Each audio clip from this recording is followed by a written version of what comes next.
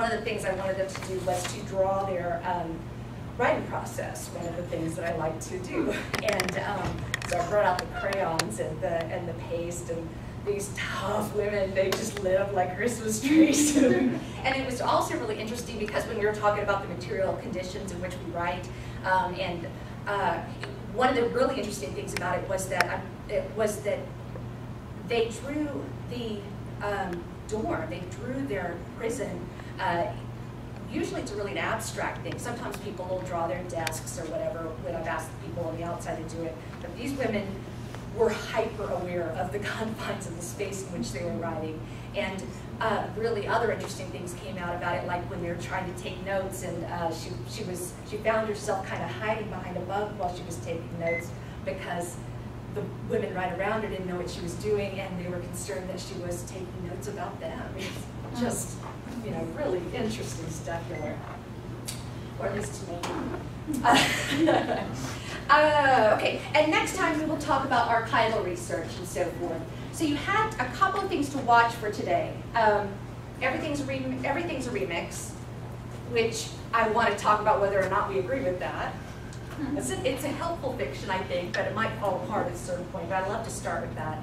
And we'll also look at a remix that I've done based on what we have done as a group that is about 10 minutes long. And I want us to look at Ferguson has the concept of how remix works. It's 3 different things. Anybody remember what those are? What is it? To remix, we have to copy, transform, and then from that we create. Sound familiar? We will apply it to something.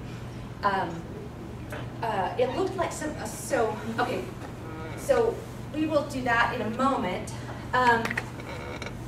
Today's schedule for today, you were going to do these 3 things, and this lecture was just that 1.5-minute thing that introduces the class.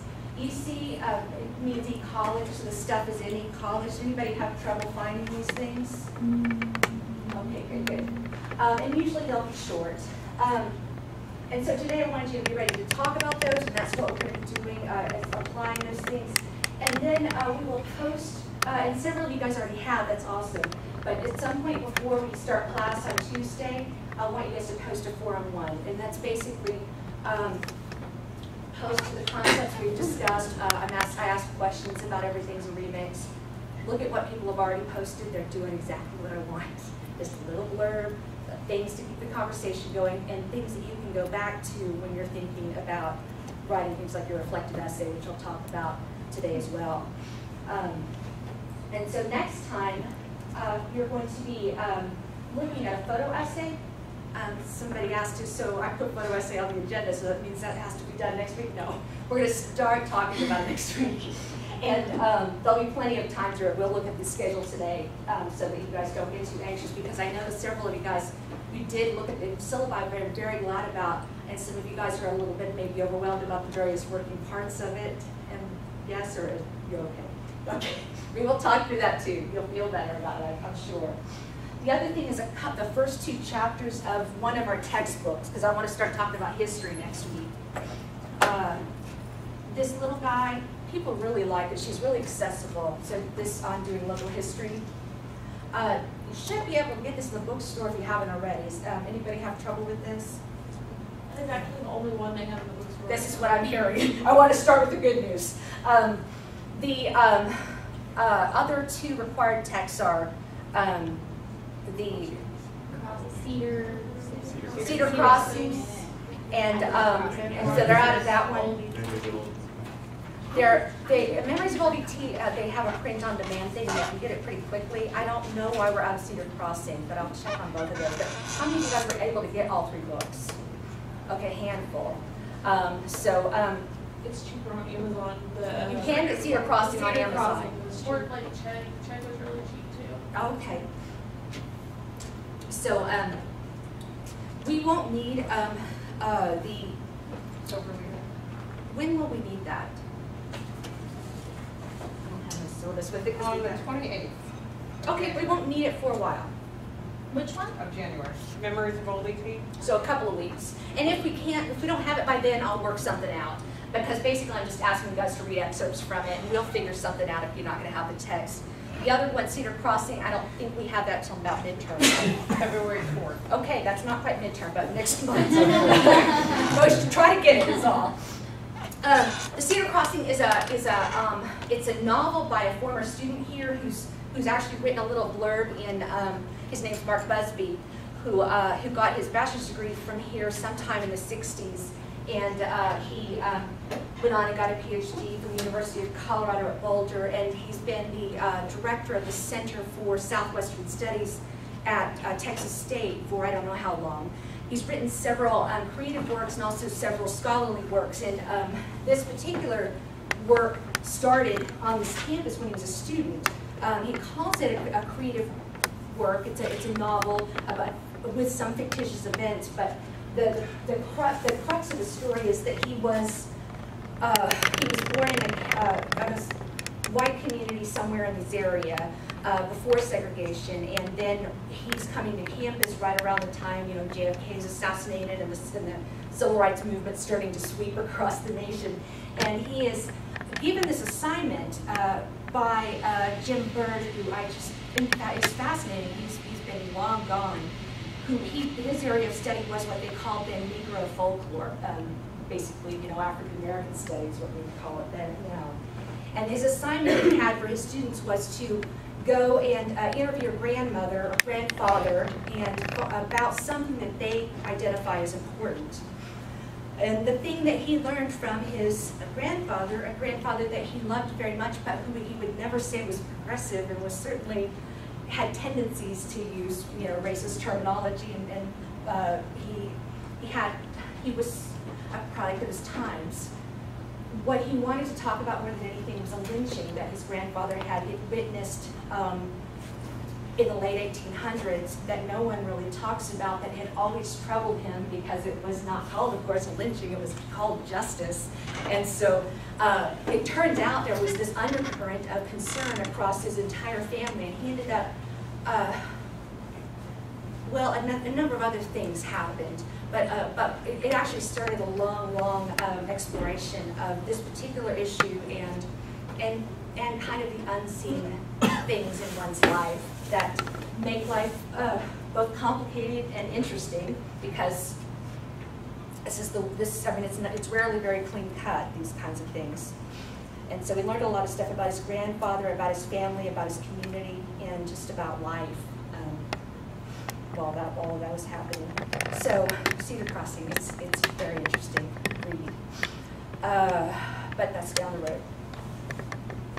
A Day in the Life is a photo essay that's online that you can get to through eCollege. And this is the first photo essay that I'm asking you guys to look at as an example of what can be done with photo that might not be able to be done with other things.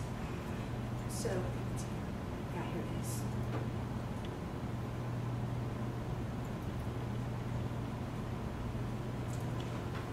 To those of you, let's see, let's start with the page, start here.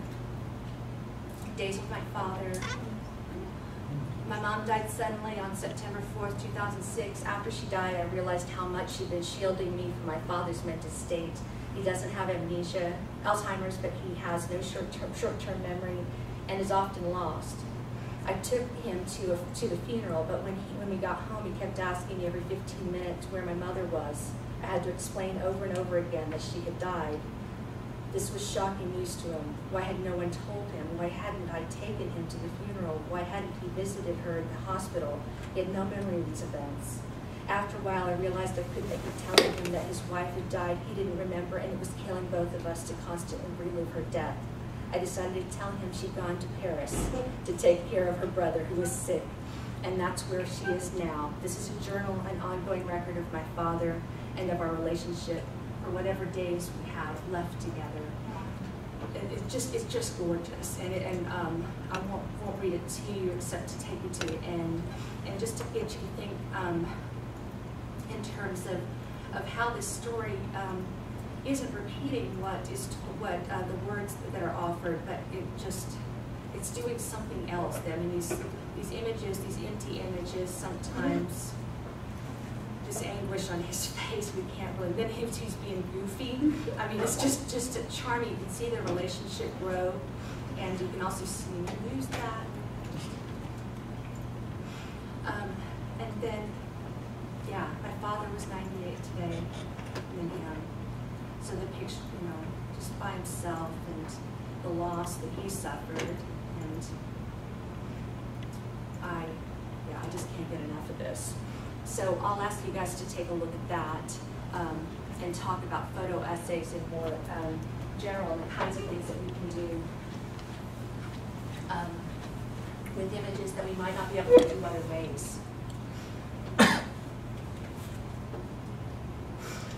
Okay, let's do a quick little exercise, and then I'm going to want to move into the nitty-gritty a little bit more about what kinds of things are being required of you guys and any questions you have.